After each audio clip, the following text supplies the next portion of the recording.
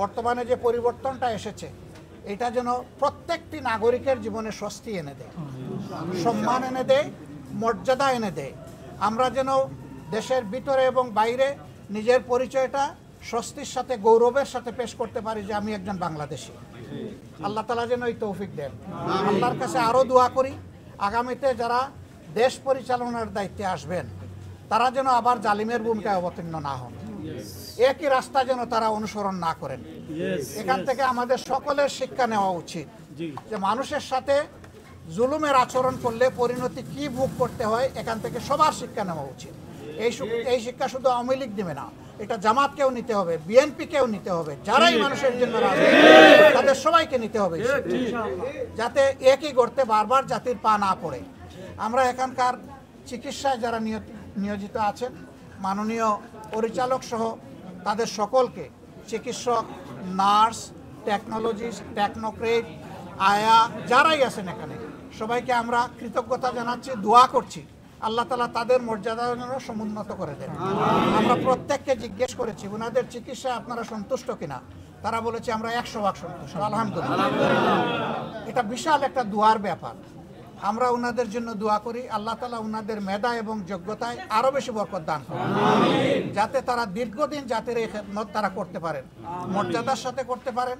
আপনাদের সকলের মাধ্যমে দেশবাসীর কাছে আমাদের অনুরোধ যে ক্ষয়ক্ষতি হয়ে গেল আমরা যেন সবাই আমাদের নাগরিক সামগ্রিক দায়িত্ব মনে করে শহীদ পরিবার, আহত এবং পঙ্গু যারা হয়েছে তাদের পাশে যেন আমরা আমাদের একটা খোলা অন্তর নিয়ে দাঁড়াতে পারি। আল্লাহ আমাদেরকে তৌফিক দান করুন। এইখানে পঙ্গু হাসপাতালে গত আন্দোলনে যারা আহত হয়ে ভর্তি হয়েছেন তাদেরকে দেখতে এসেছিলাম। আসলে আমরা সবাইকে দেখতে পারিনি।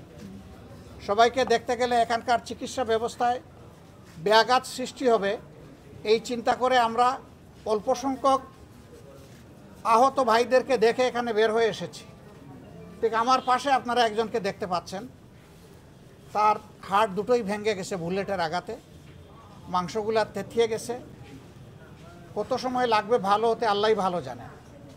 আমরা আশা করছি তার হাড়টা টিকবে, কিন্তু আজকে দেখে আসলাম কতগুলা পা চলে গেছে, অলরেডি অ্যাম্পুটেড, কাটা হয়ে গেছে। এরা জীবনে ওই পাটা আর ফিরে পাবে না। তাও তারা একটা পা নিয়ে দুটা হাত নিয়ে হয়তো আল্লাহ চাইলে ইনশাল্লাহ বাঁচবে। কিন্তু যারা এই বুলেটের আঘাতে দুনিয়া থেকে চলে গেল আমি এই মুহূর্তে তাদেরকে গভীর শ্রদ্ধার সাথে স্মরণ করছি। আল্লাহ পাকের দরবারে দোয়া করছি আল্লাহ যেন তাদেরকে শহীদের মর্যাদা দান করেন এবং তাদের পরিবারকে যেন আল্লাহ তাআলা প্রশান্তির হাত বুলায় দেন, সবরে জামিল আতা করেন। আর আহত যারা আছে তাদেরকে যেন দ্রুত আল্লাহ তাআলা সুস্থতার নিয়ামত দান করেন। আসসালামু আলাইকুম ওয়া রাহমাতুল্লাহ।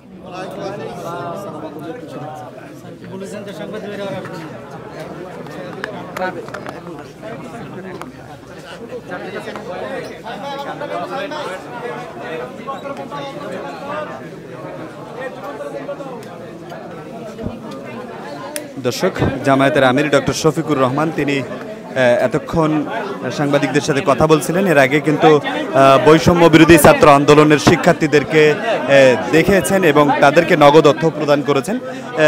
এরপরে তিনি সাংবাদিকদের সাথে কথা বলেছেন। তিনি বলছিলেন যে এখানকার চিকিৎসা ব্যবস্থায় যারা আহত রয়েছে সবাই খুশি, এমনটাই কিন্তু জানাচ্ছিলেন এখানকার শিক্ষার্থীরা, এখানকার আহত শিক্ষার্থীরা। দর্শক, দেখাচ্ছি কালবেলার ফেসবুক পেজ।